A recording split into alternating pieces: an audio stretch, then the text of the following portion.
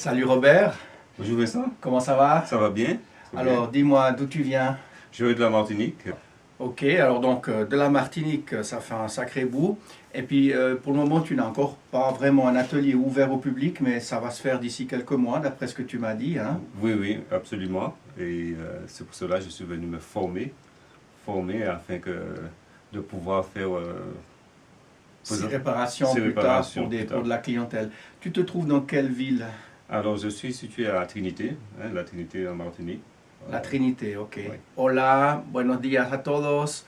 Hoy vamos a hacer un saxo, regulación de llaves, poner zapatillas con mi amigo Robert que viene de Isla Martinica y que va a quedar aquí una semana con nosotros solo en hacer cosas como poner zapatillas, cómo pegar, cómo regular las llaves y todo esto, mirar y seguir, como siempre.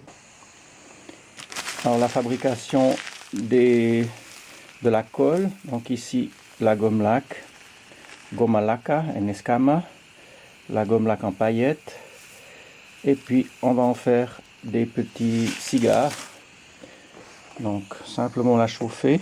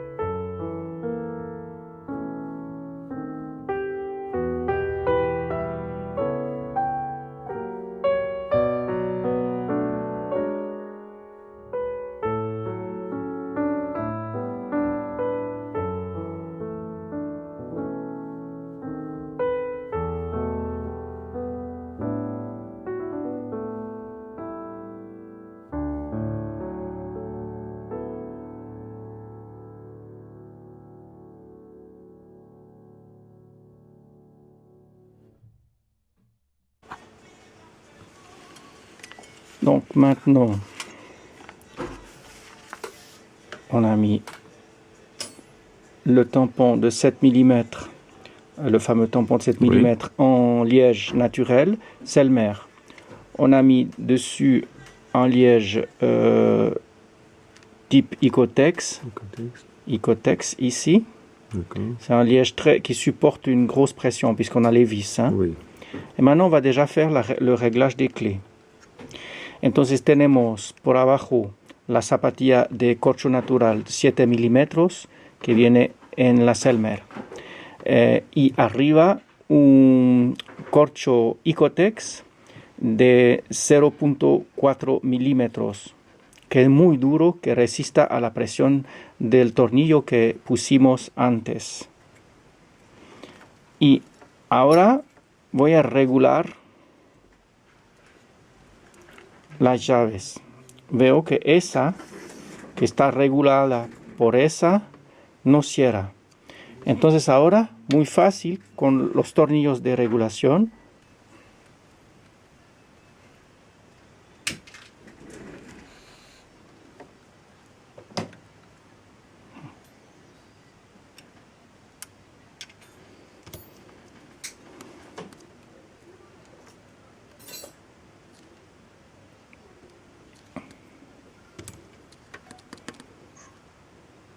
voilà, pratiquement, j'ai fini mon réglage.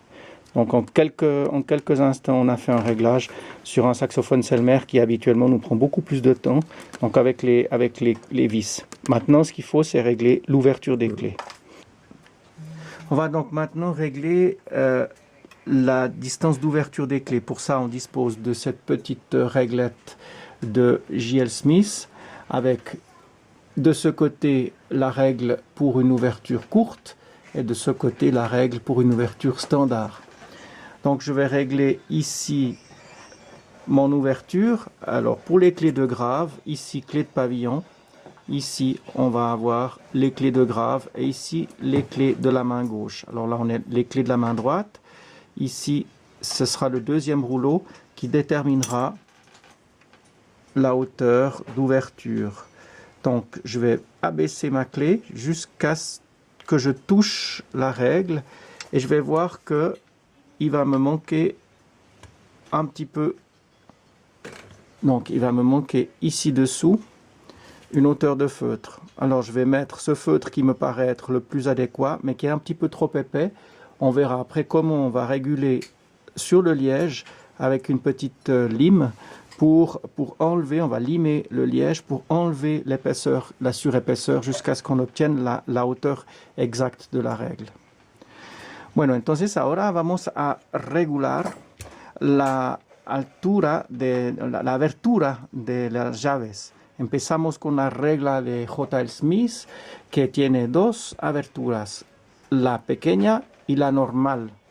Y vamos en este caso utilizar la abertura normal. Los dos primeros rollos son los rollos de la mano derecha y los dos otros son por la mano izquierda. Entonces el segundo rollo es para la mano derecha y el primero de la campana, misma mano pero campana. Entonces lo pongo aquí, apoyo mi regla y veo que detrás tengo un juego donde pasa justito el fieltro rojo este. Entonces este fieltro lo vamos a cortar en forma de ojo y lo ponemos por debajo de cada llave, pero para regular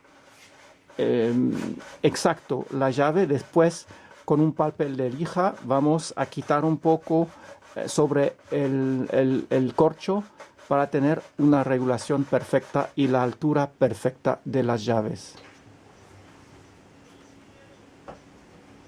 Se nota que es perfecto.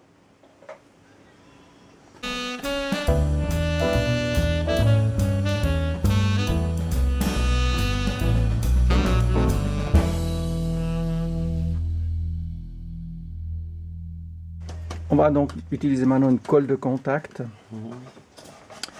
parce que cette colle de contact, elle va pas pénétrer à l'intérieur du feutre, donc elle va pas le durcir. Vamos a utilizar una pega doble cara para no endurecer el corcho. El corcho se endurece mucho cuando